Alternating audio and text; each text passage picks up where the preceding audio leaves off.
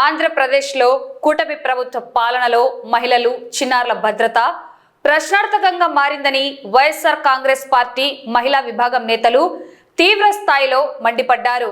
రాష్ట్రంలో రోజురోజుకు పెరుగుతున్న అఘాయిత్యాలు, హత్యలు, లైంగిక వేధింపులపై ముఖ్యమంత్రి చంద్రబాబు నాయుడు, డిప్యూటీ సీఎం పవన్ కళ్యాణ్ బాధ్యత రాహిత్యంగా వ్యవహరిస్తున్నారని, కంచె చేను మేసినట్లుగా కూటమి ఎమ్మెల్యేలే అఘాయిత్యాలకు పాల్పడుతున్నారని వైసీపీ రాష్ట్ర మహిళా విభాగం అధ్యక్షురాలు వరుదు కళ్యాణి ఫైర్ అయ్యారు.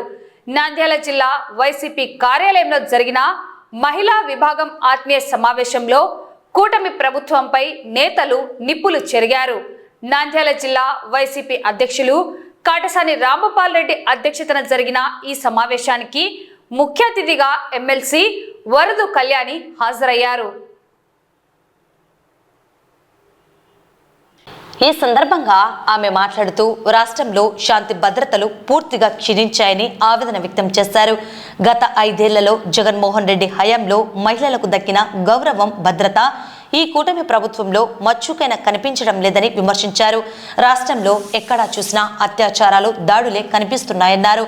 సాక్షాత్తు అధికార పార్టీ ఎమ్మెల్యేలే మహిళలపై అఘాయిత్యాలకు పాల్పడుతుంటే ప్రభుత్వం వారికి కొమ్ము కాస్తుందని తీవ్రంగా విమర్శించారు. కేంద్రం ఇచ్చిన నివేదిక ప్రకారం మహిళల రక్షణలో ఆంధ్రప్రదేశ్ చివరి స్థానానికి పడిపోవడం సిగ్గుచేటన్నారు.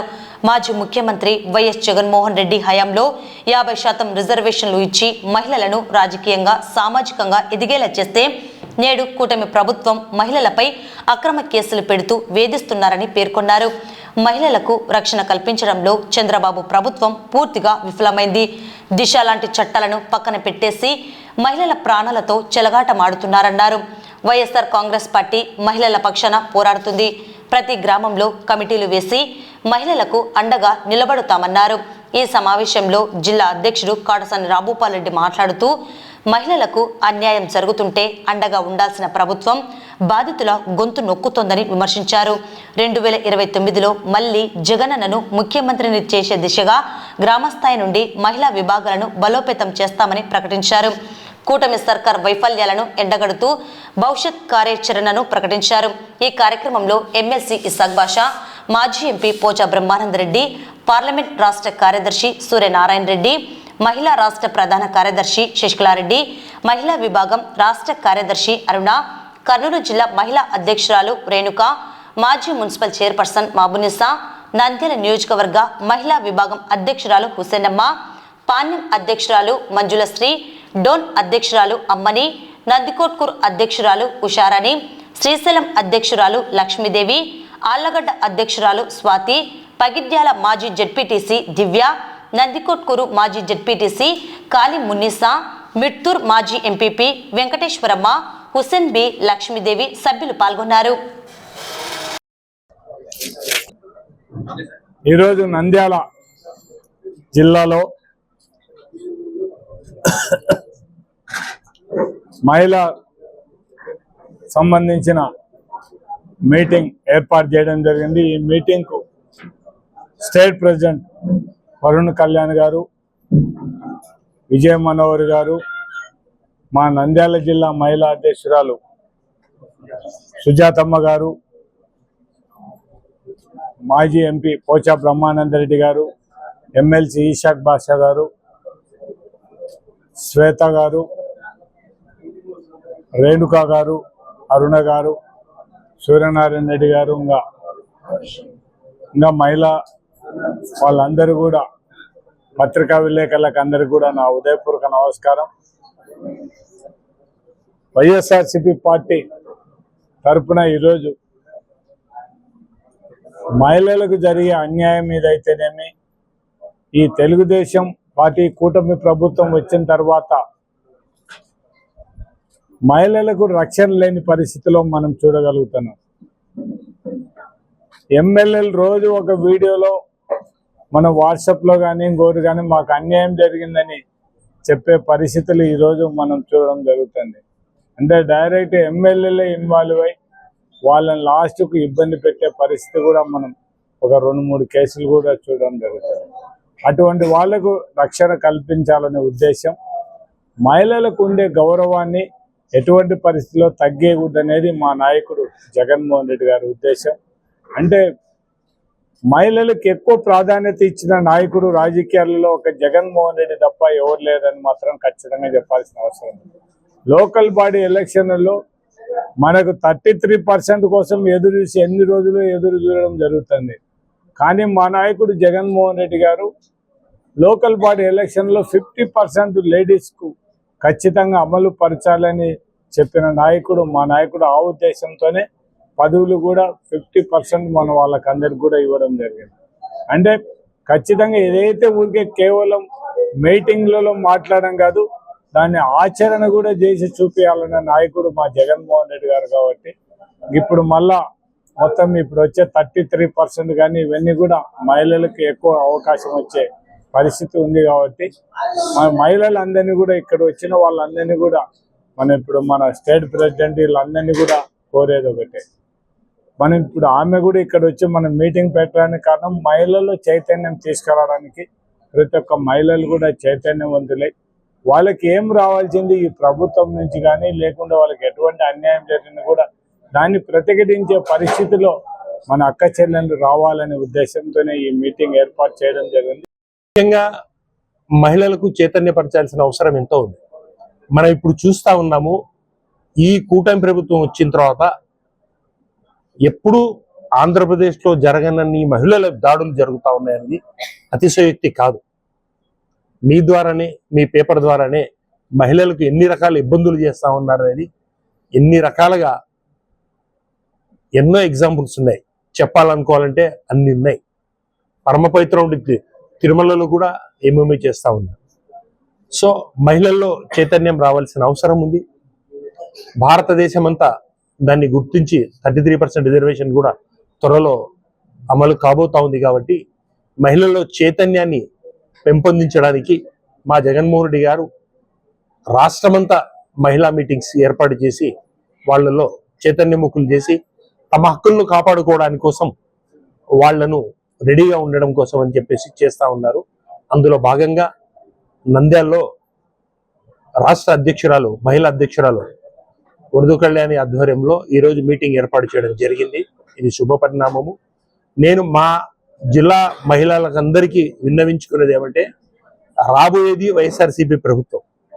మనమంతా కలిసిగా పనిచేసి మన హక్కులను కాపాడుకొని మన కోసం, మన మంచి కోసం ఆలోచన చేసే మా జగన్మోహన్ రెడ్డి ప్రభుత్వాన్ని ఏర్పాటు చేసే దిశగా మీరు ప్రయత్నించాలని చెప్పేసి కోరుకుంటూ సెలవు తీసుకుంటాము. మేము మా మహిళా విభాగం సమావేశం ఈరోజు నంద్యాలలో ఏర్పాటు చేసుకోవడం జరిగింది. మీ అందరికీ తెలుసు, వైఎస్ఆర్ కాంగ్రెస్ పార్టీ పోరాటాల నుంచి పుట్టిన పార్టీ. ప్రతిపక్షంలో ఉండేటప్పుడు ప్రజల తరపున పోరాటం చేస్తుంది, అధికారంలో ఉండేటప్పుడు ప్రజల సమస్యలు తీర్చడానికి జగనన్న ఎంతగానో ఆ రోజుల్లో 5 ఏళ్ళు కూడా కష్టపడి పనిచేశారు. అందులో భాగంగా ఇప్పుడు ప్రతిపక్షంలో ఉన్నాం కాబట్టి మహిళల విషయం తీసుకుంటే చంద్రబాబు నాయుడు గారు ఎన్నికల టైంలో ఎన్నో హామీలు ఇచ్చారు. ఏ ఒక్కటి కూడా 22 నెలలైనా కూడా ఏ ఒక్కటి కూడా అమలు చేయని పరిస్థితి మనం చూస్తూ ఉన్నాము. అందులో ఇచ్చిన హామీల్లో ఎక్కువగా మహిళలకు ఇవ్వడం జరిగింది. అవేవి కూడా ఈ రోజు అమలు చేయని పరిస్థితులు ఈ రాష్ట్రంలో ఉన్నాయి. అలాగే మహిళల రక్షణ ఈ రోజు చంద్రబాబు నాయుడు గారు ముఖ్యమంత్రిగా ఉన్న ఈ కూటమి ప్రభుత్వం గాలి కొదిలేసింది. దాంతో అడుగడుగునా మహిళలు చాలా ఇబ్బందులు పడుతూ ఉన్నారు. కాబట్టి ప్రతి సందర్భంలో కూడా మా వైఎస్ఆర్ కాంగ్రెస్ పార్టీ మహిళా విభాగం ఈ రాష్ట్రంలో ఉన్న మహిళలకు అండగా ఉంటుంది. వాళ్ళకి సపోర్ట్ గా వాళ్ళ తరపున నిరసన తెలియజేసి ప్రభుత్వం మీద ఒత్తిడి తీసుకొస్తూ వాళ్ళు ఇచ్చిన హామీలు అమలు చేయాలని, అలాగే మహిళలకి రక్షణ ఇవ్వాలని ప్రతి సందర్భంలో కూడా ప్రభుత్వం మీద మేము ఒత్తిడి తీసుకొస్తూ ఉన్నాము. ఇప్పటికీ చాలా ఇష్యూస్ లో మా వైఎస్ఆర్ కాంగ్రెస్ పార్టీ ప్రజలకి అండగా ఉంది, వాళ్ళ తరపున పోరాటం చేస్తూ ఉంది. అందులో భాగంగా మా సమావేశానికి ముఖ్యమైన కారణం ఏంటంటే, గ్రౌండ్ లెవెల్లో అంటే గ్రామ స్థాయిలో కూడా మా మహిళా విభాగము మరింతగా సంస్థాగత నిర్మాణం చేసుకోవడం, గ్రామ స్థాయిలో కమిటీలు ఏర్పాటు చేసుకోవడం, అలాగే తీసుకుంటే ప్రజా సమస్యల మీద పోరాటాలు మరింత ఉధృతం చేయడం మీద దృష్టి పెడుతూ ఈ సమావేశం ఏర్పాటు చేసుకోవడం జరిగింది. ఇప్పుడు తీసుకుంటే ఈ రాష్ట్రంలో 22 నెలలైంది చంద్రబాబు నాయుడు గారు ముఖ్యమంత్రి అయ్యి. మనం చూస్తూ ఉన్నాం రోజుకి ఎన్ని సంఘటనలు మహిళల మీద అఘాయిత్యాలు గాని, హత్యలు గాని, అత్యాచారాలు గాని మనం చూస్తూ ఉన్నాం. ఎంత దారుణం అంటే సాక్షాత్తు కూటమిలో ఎమ్మెల్యేలే మహిళల్ని వేధిస్తూ ఉన్నారు, వాళ్ళ మీద అత్యాచారాలు చేస్తూ ఉన్నారు, అలాగే వాళ్ళకి రకరకాలుగా మోసం చేస్తూ ఉండే పరిస్థితి, లైంగిక వేధింపులకు గురి చేస్తూ ఉండే పరిస్థితి ఎన్నో సందర్భాల్లో చూసాం. మొన్న చూసాం అరవ శ్రీధర్ అనే కూటమి ఎమ్మెల్యే, జనసేన ఎమ్మెల్యే ఎంత దారుణంగా ఒక మహిళను మోసం చేయడమే కాకుండా 5 సార్లు గర్భవతిని చేసి అబార్షన్స్ చేయించడమే కాకుండా ఆమె కేసు పెడితే కనీసం ప్రభుత్వం కేసు తీసుకోలేదు. ఆవిడ NHRCకి వెళ్ళడం, SC కమిషన్ కి కంప్లైంట్ ఇస్తే వాళ్ళు చెప్తే కేవలం కేసు నమోదు చేశారు తప్ప కనీసం అరెస్ట్ కూడా చేయని పరిస్థితి. దాని వలన ఏమైందంటే మొన్ననే 2 రోజుల క్రితం అతని ఎదురుగానే అతని మనుషులు ఆమె మీద దాడి చేయడం జరిగింది. ఒక SC మహిళ, ఒక ప్రభుత్వ ఉద్యోగి అయిన మహిళ మీద ఇంత దారుణంగా దాడి చేశారు అంటే, అయినా కూడా కనీసం దాడి చేసిన వ్యక్తిని అరెస్ట్ చేయలేదంటే ఈ రాష్ట్రంలో మహిళలు బ్రతకాలా వద్దా ఉంది. చూస్తే రోజుకి 4-5 మహిళల మీద హత్యలు గాని, అత్యాచారాలు గాని జరుగుతూ ఉన్నాయి. అసెంబ్లీ సాక్షిగా ప్రభుత్వమే ఈ డేటా ఇవ్వడం జరిగింది. రోజుకి 60 మంది మహిళల మీద అఘాయిత్యాలు, దాడులు ఈ రోజు ఈ రాష్ట్రంలో కూటమి పాలనలో జరుగుతూ ఉన్నాయి. మొన్ననే ఆ అకాడమిక్ ఇయర్ తాలూకా డేటా విడుదల చేశారు. 70% బీర్ల వినియోగం ఈ రాష్ట్రంలో పెరిగిందంట. అలాగే 15% మద్యం వినియోగం పెరిగింది. ఇంకా ఎంత దారుణంగా మద్యం ఏరులై పారుతూ ఉంటే దానికి బానిసై ఇలాంటి అఘాయిత్యాలు, హత్యలు పెరిగిపోతూ ఉండే పరిస్థితి మనం చూస్తూ ఉన్నాం. ఈ రోజు రాష్ట్రంలో ఎక్కడ చూసినా మద్యము, డ్రగ్స్, గంజాయి వెచ్చలవిడిగా దొరుకుతూ ఉండే పరిస్థితి. సాక్షాత్తు తెలుగుదేశం పార్టీ ఎంపీఏ డ్రగ్స్ తీసుకుంటూ దొరికిపోయినా కనీసం చర్యలు తీసుకోవట్లేదు వీళ్ళు. చంద్రబాబు నాయుడు గారి నివాసం ఉంటున్న గుంటూరు జిల్లాలోనే ఈ మద్యము, గంజాయి, డ్రగ్స్ వినియోగం 11% పెరిగింది. మరి ముఖ్యమంత్రి నివాసం ఉంటున్న ప్రాంతంలోనే ఇలా ఉంటే ఇంకా మహిళలకి రక్షణ ఏముంటుంది? క్రైమ్ అగెనిస్ట్ ఉమెన్ తీసుకుంటే 10 జిల్లాల్లో ఈ కూటమి పాలనలో 10 జిల్లాల్లో మహిళల మీద క్రైమ్ పెరుగుతూ ఉంది. అలాగే మద్యం, గంజాయి, డ్రగ్స్ వినియోగం 16 జిల్లాల్లో పెరుగుతూ ఉందని సాక్షాత్తు చంద్రబాబు నాయుడు గారే కలెక్టర్స్ కాన్ఫరెన్స్ లో చెప్పడం జరిగింది.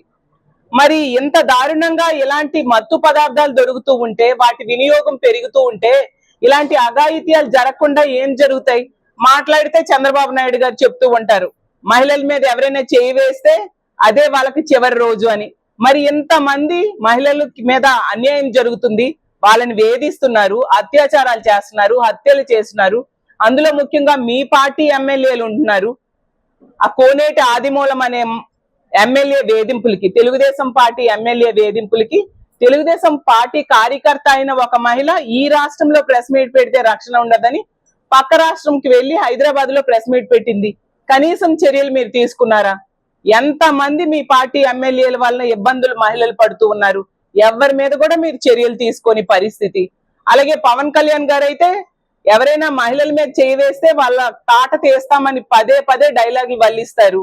మరి ఇంతమంది మహిళల మీద ఇన్ని రకాలుగా అత్యాచారాలు, హత్యలు జరుగుతుంటే మీరు ఎంతమంది తాట తీశారు పవన్ కళ్యాణ్ గారు అని నేను అడుగుతూ ఉన్నాను. అలాగే మహిళా హోంమంత్రి గారి విషయం అయితే మరి చెప్పనే అవసరం లేదు.